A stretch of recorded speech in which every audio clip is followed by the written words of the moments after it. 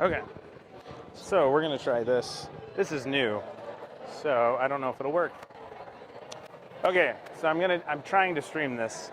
I don't know what I'm doing, but I'm live streaming right now, and we're gonna see how it comes through. Okay. So can I talk to you guys and kind of test it, and then we'll see how it comes through? Ouch, I deserve that. Of course I do. All right, so I'm gonna come around here and try and do this right. Oh, actually, it's supposed to be this way. I can't do this. All right, so let's get Enrique. Enrique. Okay. Yeah. Hi. Hi. What's your favorite part about D&D or role playing? The dice. Always the dice, the math rocks? It's got to be the math rocks. Yeah. Yeah. Yeah. So much. No, I'm not gonna make the joke. All right.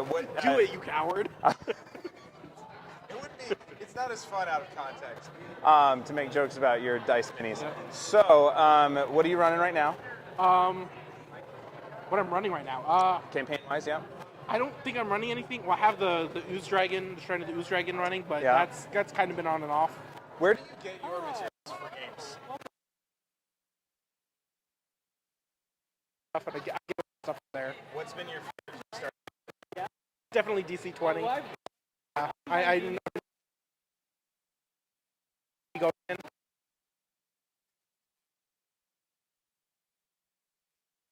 Like the system, and I really love how you use reactions outside of your turn and how they reset at the beginning of your turn. Some stories, how some really cool things outside of their turn. Some opportunity to do so. When you were running the game for me, Yep. the fun part was having those. Cool mechanics. Yeah. Let's see what happens here. All right. So, you know the things we talked about earlier, right? So I'm trying to live stream to my channel, and I thought we could maybe explore that a little more. Is that okay? Are you okay being on the internet? Well, just basically talk about what it does, and then we can talk about some of the possible crossovers. Okay? Are you good with that?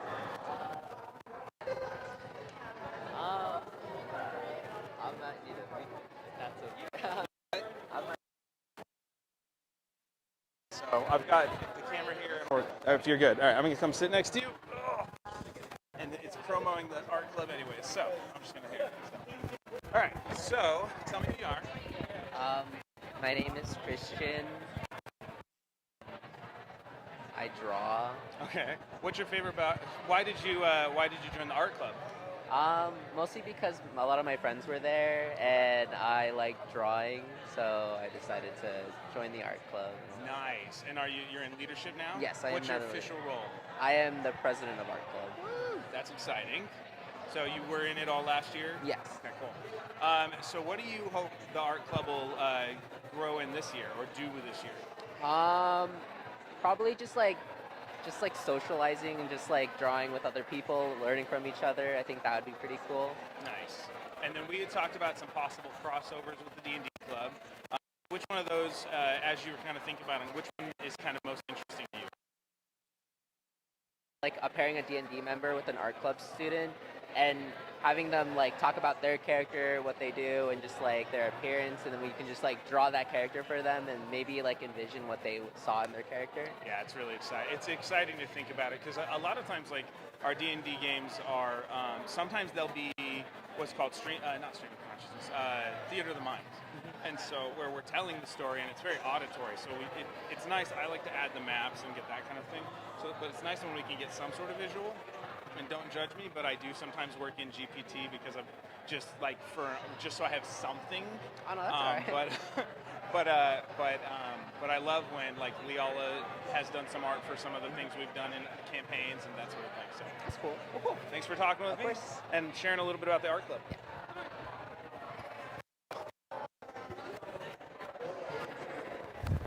Cool. So let's see if we can. It's your turn, Max. All right. Okay. What's up? So, what is your favorite part about tabletop gaming? I like making the characters, you know. I like building my characters, building their personality, their backstory, that kind of thing. Nice. Yeah. And you're running what campaign right now? I'm running a homebrew version of Dungeon of the Mad Mage. Nice. I'm kind of ripped it apart and sewn it back together with my own spin on it. Very Gollum-y. Yeah. Never mind. What is, as a DM, what's one thing a value you bring to the table that you just hope all your players experience? I think memorable characters, memorable NPCs, I think is one of my favorite parts about DMing. Because I can just use old character concepts I've never gotten to use, which goes back into I like building characters. Yeah. Right, it's like, I didn't get to play this in that campaign for Yeah, very so long, so now- it's the bad guy yeah, now. so he's or the bad guy, or whatever, he's yeah. an NPC. The pirate ship captain, so Yeah. very cool. Nice. Is there anything, what would you say is the difference between, you've played Pathfinder, Call of Cthulhu, and all that. What do you feel like is, if you were gonna like rank the different games for their best traits, like what would be the best traits of each? Ooh. That's a hard one. I think Pathfinder for its Customizability? customizability. That's the word. Yeah. Customizability of Pathfinder, because you can just kind of build whatever you want, whatever character you want. 5th edition for its kind of simple combat. I think 5th edition gets its combat down good and right. And Call of Cthulhu for its D100 system. I'm a big fan of D100. Yeah, it's fun. And just the way you have your skills in Call of Cthulhu, I think is also really There's good. a lot of variety in skills. I was a Yeah. little overwhelmed, but in a good way. Oh, yeah. So, yeah. Cool. All right, thanks, Max. Of course. Yeah. I'm live streaming. Do you want to jump in and answer some questions? Sure. All right, cool. So this is just my professor channel where I put the D&D streams. So tell me what your tabletop experience is, or actually tell us your name. Mario. Hi, Mario. Good to see you again. Hadn't seen you And in in a few high months. school, I played D&D like Okay. every Friday, probably. Nice. I haven't played D&D since high school, but now looking at this club, I think I'm going to join it for sure. Yeah, and you've been doing a lot with esports last year, right? Yes, Okay. definitely. So And what's I'm your still- game of choice right now? For esports or D&D? Yeah, either or. Right now, I'm playing a lot of like sports games on the side for esports. Like Like what's the soccer car game? Oh my gosh, I should know this. Rocket League. Rocket League. No, I don't play Rocket League. Okay, not that sports game. It's like a baseball one called MLB The Show, which Nice. is very popular nowadays. And I mean, I've just played D&D a lot in high Nice. school, and it seems fun. What's one of your most memorable experiences, like your D&D story? I would say creating my character at first. Okay. Yeah, because he was a elf at 4'6", and He's he a was slightly shorter than slightly average shorter elf. than- Yeah, but okay. he was still powerful though. Because Okay. I got him up to like level 15, and I think that one of the stories is we discovered an orphan and we took him in as a group Nice. and raised him to be, one of the best hunters in our group. Nice. That's super cool. Mhm. Very cool. All right, it was good to see you, Mario. I'm Thanks. going to keep wandering around. Thanks. Let's see. So who else? Let's go talk. Do you guys want to be interviewed for a live stream about tabletop and art? Tabletop gaming and art? Anything that is, school appropriate. You want to try? All right, come here. Lee, I'll go first and you can decide if you like it. Here, come here so she's, All right, stand up so I can get you on the camera. Okay. Oh. Say hi, what's your name? Hi, I'm Liala. Okay, how long have you been doing gaming? Since I was 8, Very cool.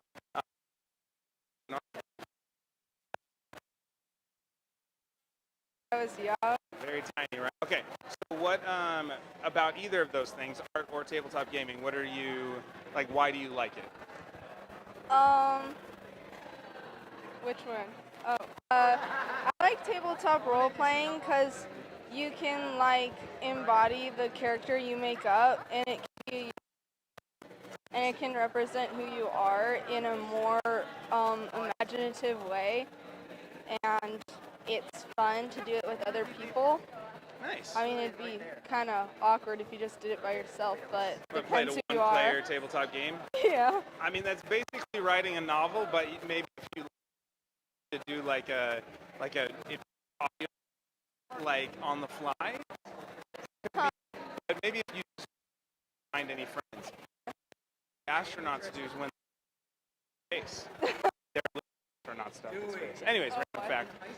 Cool. What about art? So what do you see as the crossover between, because you're an art sequential illustration major, Yes. whatever that's called. Yeah. For art, I love how you can mix it with D&D because there's so many wonderful, fantastical things like angels and metallic dragons and crystal dragonborns is just like a cool new realm you can escape to and like basically. And when you make a character, to it and it helps you the character better. And very cool. Very cool. And you run games for the D&D club before, right? Yes. What was that experience like? So I've run 2 one-shots or double shots. I think one of them was like a double shot and the other one was a one-shot, even though both of them were planned to be one-shot. And I made baby mimics and I used AI-generated art to like represent mimics that look like gemstones, and it was a fun experience for the players, and I still quote that stuff to this day, like, maybe the door's a mimic, maybe the rock's a mimic, and stuff, and it's really, really fun. What's your recent epic moment of like super cool dice rolls? I was playing a one-shot that another guy was running, Enrique, I think, and I was playing Silvera, I think, the Silver Dragonborn, and she was trying to aim and shoot an arrow from like 500 feet away or something. No, not that Maybe far. 300? Yeah, 'Cause it's 300 within- yeah, I feet. think that's it, 300 yeah. feet. And she got 2 critical 20s, I think. And 20s yeah. with disadvantage. Yeah. Yes, and she hit it and killed him. And it was like a horror thing, so I'm glad I killed him because he was like creepy with an axe and stuff. Nice And it job was defeating awesome. the bad And guy. that was like the second time I had done that really well, I think. Nice. Knuckle. Okay, cool. All right. So what's your name? My name is on camera. I'll get that. We'll get that. So, and it picks up pretty good. But how much role-playing games before? I've actually never done that before. I'm new Okay. to this whole thing. And you're more, but you do a lot of art, right? Oh yeah. Like, so what are your creative things you're into? My strong suit is pencil and paper art, Okay. and I can also paint as well. And are you part of the art club? Yes, yes Okay, I am. What are you hoping to get out of the art club this year? Making new friends. Very cool. Always a good reason to join a club, right? Cool. Just wanted to do a couple quick questions. So yeah, thanks. Good talking with you. Where is this going to? Just my YouTube channel. Yeah, it's the left QR code over there on the poster. So, thanks.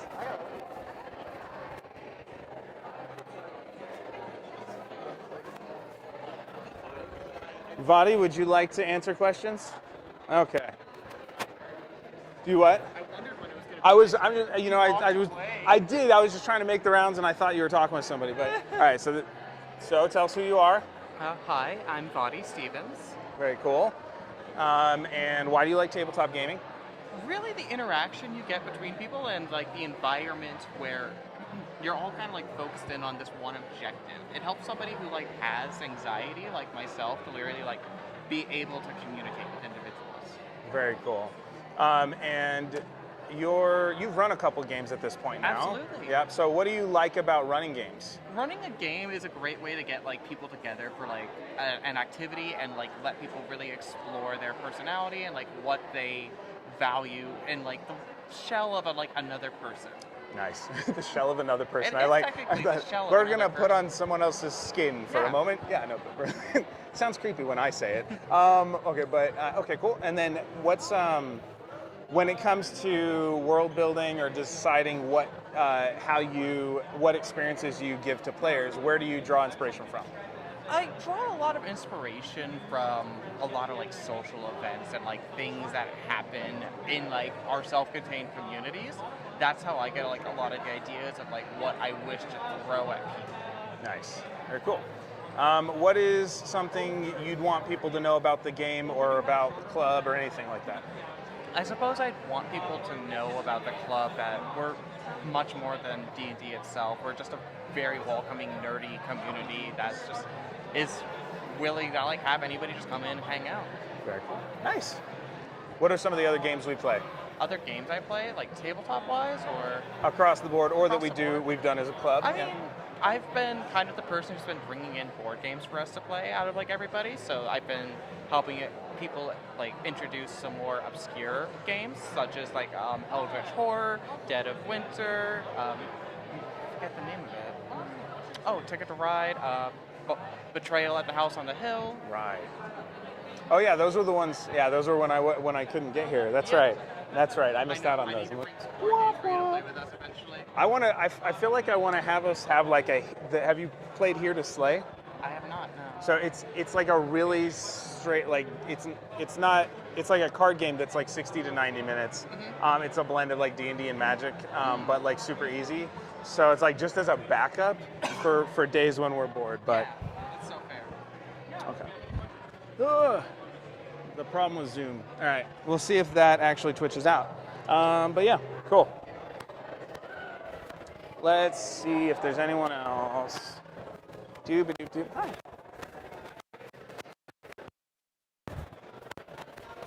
Hey, Carly. Are you willing to be live streamed and interviewed? Do I?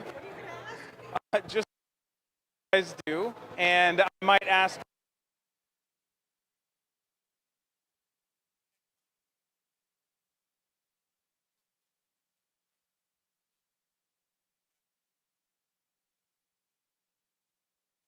It's my YouTube channel.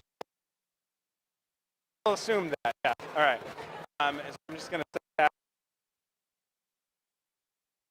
So, all right. So my first thing is, so who are you? And the advisor for the Science Club. Nice. Very cool. And then who are you? My name's Alina. Okay. I'm a student at Very cool. So what are you hoping the Science Club will do this year? So mostly we've been focusing on environmental science. We have a garden plot out at the ETC behind Ironwood. We'll be planting a lot of things this semester. Okay. As it turns out, fall is actually a good time in Arizona to do that. Yeah, winter crops and whatnot. Yeah, spring was not good. It was too hot. So we're going to work on that and try to do some experiments out there. Okay. We're also planning a field trip to the biosphere later this semester. And give us a little bit of what that is. So the biosphere originated as like an experimental site, so it's like a big greenhouse, to study whether you could make like a self-contained ecosystem. Okay. And like grow food for people to live there and like regulate the atmosphere. And it's what the movie Biodome was kind of based on in the 90s. Based on Not to that, polish yes. shore it up, but There was like a lot of drama because people tried to live there for like a year and it did not go well. But so they don't do that part anymore. yeah, that's probably safe. Okay, cool. So why do you like the Science Club, and what are you excited about as far as being president and that sort of thing? Yeah, no, I'm very excited for the leadership role for myself and to be able to lead others and for us to contribute more to the environment. I feel like that's something that I've talked with Carly about since I started here, and it's something that we're passionate about, so giving back to the community in that way. Oh. Yeah. And then I'm going to throw a weird question at either one of you. So based on what you know about science, what would be a cool thing? Like, what's a weird thing about science that you geek out?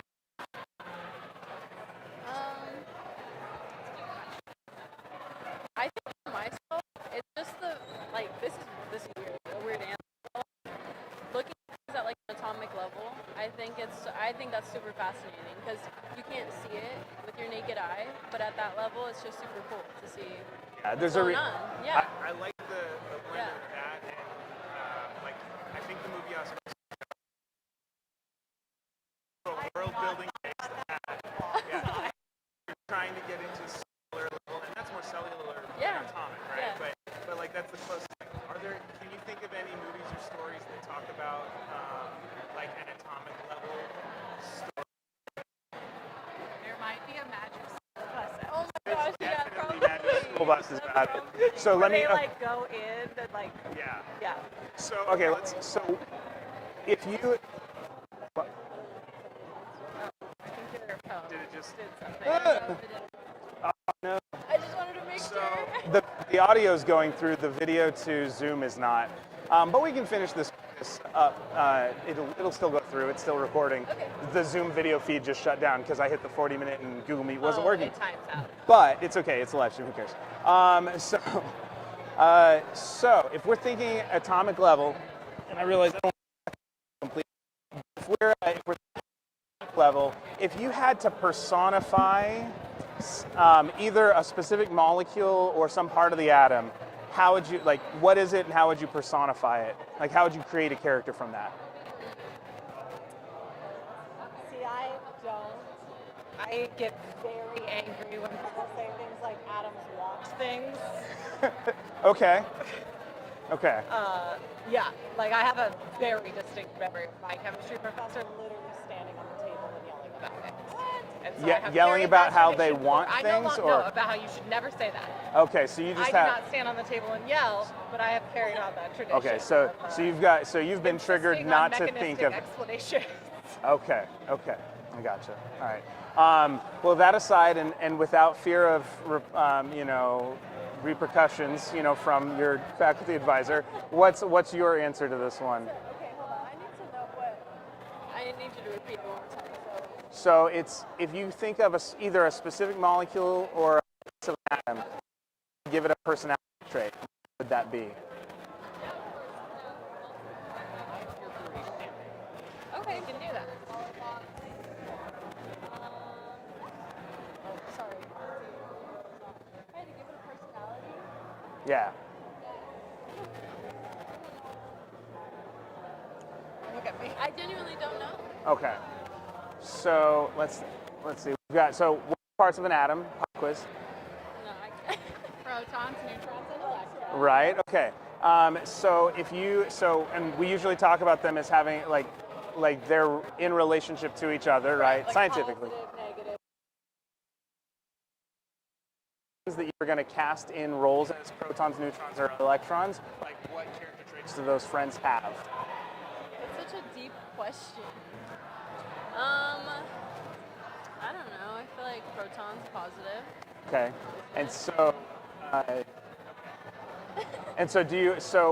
How do you see the way protons act in an atom that might mirror?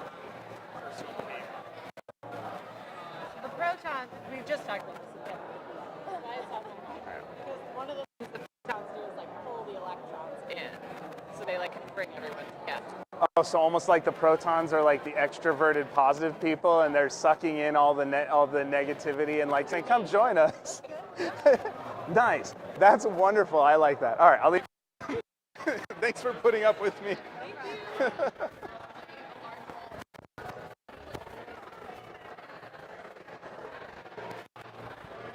All right, so we've got to get the video feed back up through Zoom, hopefully.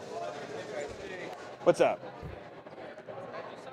I have no breaks. I think my Zoom meeting ended. It did. So it froze over there, but we should still be getting sound streaming. So let me just see if I can get the Zoom to come back up. I don't know how to do that, but I'll try. Well, we use a free Zoom meeting. You only have a few minutes that are free. Yeah, it's like 40 minutes, and oh, sorry.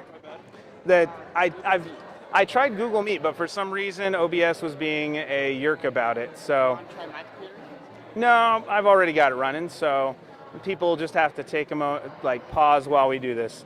So let's see if we can set it up again. So we're gonna do a new meeting.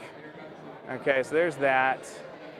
We'll do that, but we're gonna mute it anyway so there's not all the extra overlap. We also don't need the video here. And I've got to sign in on my phone. All right, can you see? Looking for. Maybe we'll do that. Maybe we'll be smart about it. Let's see, copy invite link, and then I'm gonna put it over here and see if we can get that to work.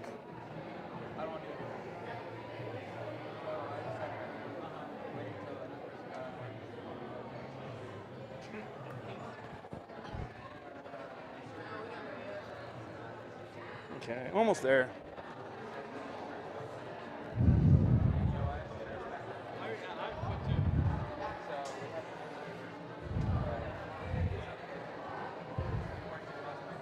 Okay, so calendar. We're gonna go with that one. All right, it should be asking me to let people in. We're gonna close that.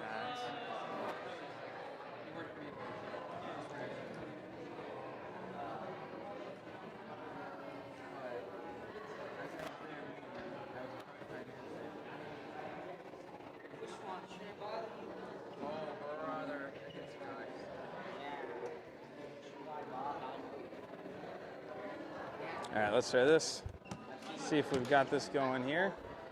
So thanks for your patience if you're watching through this live stream. I'm doing the best I can with technology that is mean to me sometimes. All right, cool. Hey, Zach. Do you want to be live streamed while I interview questions about your experiences with D&D, etc.? All right, cool. Let me just set this so that I can actually see it. All right. So, hello. Tell us who you are. My name is Zach. What do you like about tabletop gaming?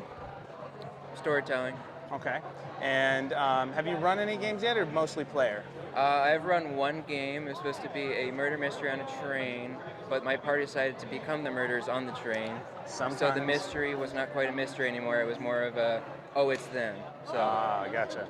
What do you like most about tabletop gaming? More the interacting with people, and instead of just being a solo, oh, I'm doing this game by myself, I get to actually play with other people. Nice. What's your most memorable character moment of recent history? I helped resurrect somebody to beat Strahd.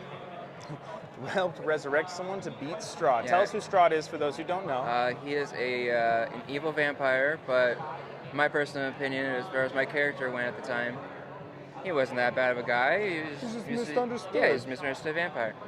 But he has a brother that apparently is, the best guy you could apparently meet, and he killed him. So in our encounter with Strahd, I resurrected him and gave him his sword back and said, "You got this. Get in there and you fight him."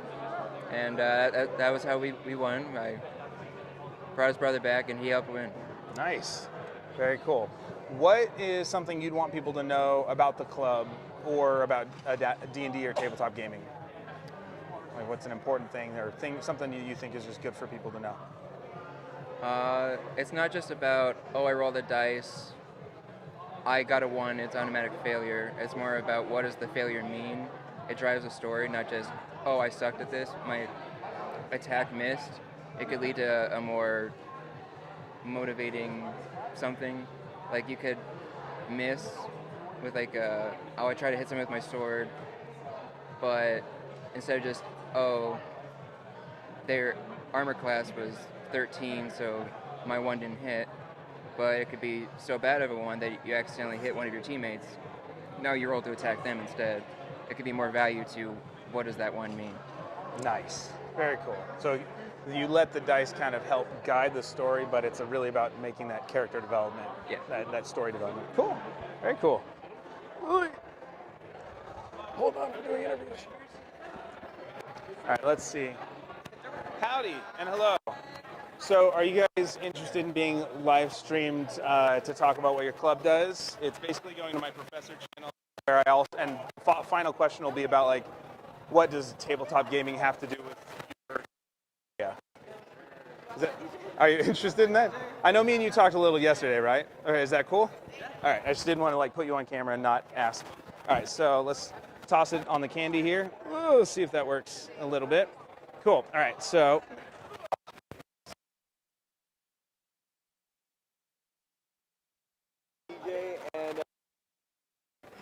And it's good. It's pretty. It's good.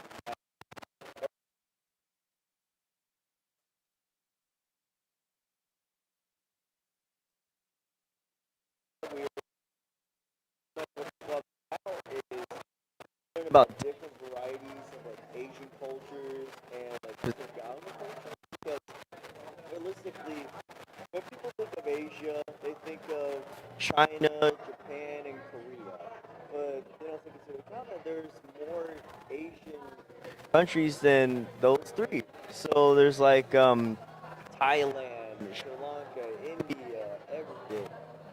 same with Pacific Islanders, because of course most people know Roman Reigns of the Rock, so they assume Hawaii or Samoa, just like Max Holloway. But there's more like Polynesian, Micronesian, Melanesian.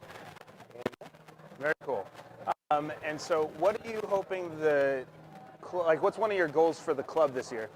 Gotcha. So the goal for our club is to make sure everyone has more knowledge about different Asian and Pacific Islander communities, being more aware of like what type of people they are and what cultures they come from. At the same time, we also focus on having fun with learning the different cultures too. Cool. Do you have any specific events planned coming up? You know, I don't know right at the moment, but with our president Kyle, he'll definitely give us some more details on like Discord server, sometimes Instagram or Snapchat stories. Nice. So. But there is, yeah, we'll definitely get it posted. All right. If I were going to work in something from Asian Pacific Islander, if I was trying to build something that was Asian Pacific Islander themed in a fantasy world, what's one thing that would be good without being like just stereotyping? Gotcha.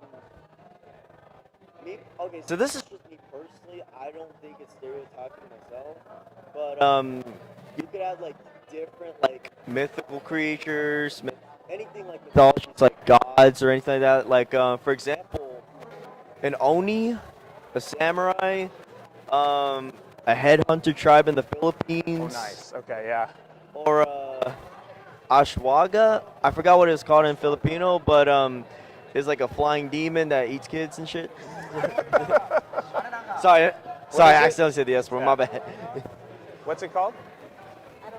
Ashwanda? Yeah. Yeah. Ashwaga? Okay, that's Really cool. scary I mean, disturbing. folktale. All right, cool. So if we're gonna set up, so those are the bad guys. Who fights those in that culture? So who would the characters try and portray if I were trying to offer a character option that fit? Oh, good question, actually. Let's see. You guys know who or? I mean, you kind of see like, I know there are like different cultures like samurais, like kind of just like. So that would be an appropriate war kind of Yeah. demon fighter. Kind of like mix it up with like an Oni or samurai or some sort. Cool. If I wanted to make it more playful culture-wise and just wanted to incorporate food or a cultural practice, what food could I incorporate, and kind of could you describe it so that I don't botch it if I go to add it to a game? Gotcha. So let's see. Snacks. Yeah. What are the snacks? Cultural snacks. Awesome. I could probably name 3 right now. So, like for example, Philippines, we got pansabihon, which is kind of like a little bit like a rice noodle, you would say, with like chicken, carrots, and other stuff too.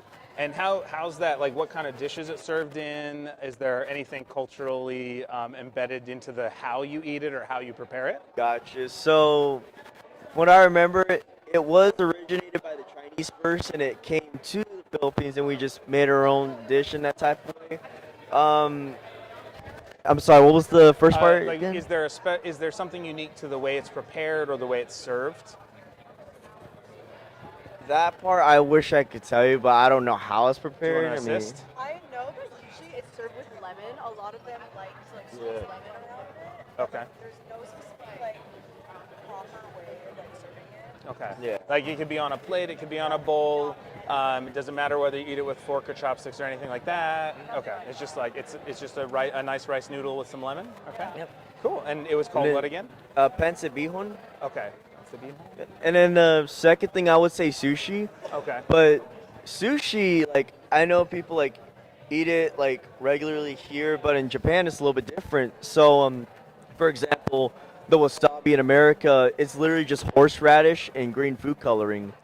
Nice. But in Japan, it's actually a root that they scrape. Well, they grade, and it turns into the wasabi. Gotcha. Okay. Now, in sushi, usually like here it's like prepared with just the fish and the rice. Mm-hmm. But in Japan, when you have the sashimi, you actually wipe the wasabi on the fish, and then you put it on top of the rice. Gotcha. And then for some, Because here in the U.S. we might not be able to handle our spice the same way. yeah. Gotcha. Lightweights. And I mean, but another thing too is with sushi, most of the time it's actually a hand food, so you actually eat it with your fingers. But there is some sushis that you do eat with chopsticks. okay. But with the sashimi and the rice, it's faced a certain way. So like for example, correct me if I'm wrong, if you know, but it's like I think either side or left side. But there's a thing here. Mhm. Which direction it goes determines how you Correct. Correct. Like which direction it's wrapped, like a seated. No, so it's like, let's say this is the sashimi and this is the rice. It would like face that way, and then you would like eat it with your fingers.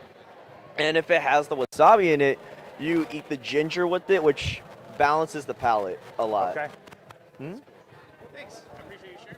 Hey, welcome.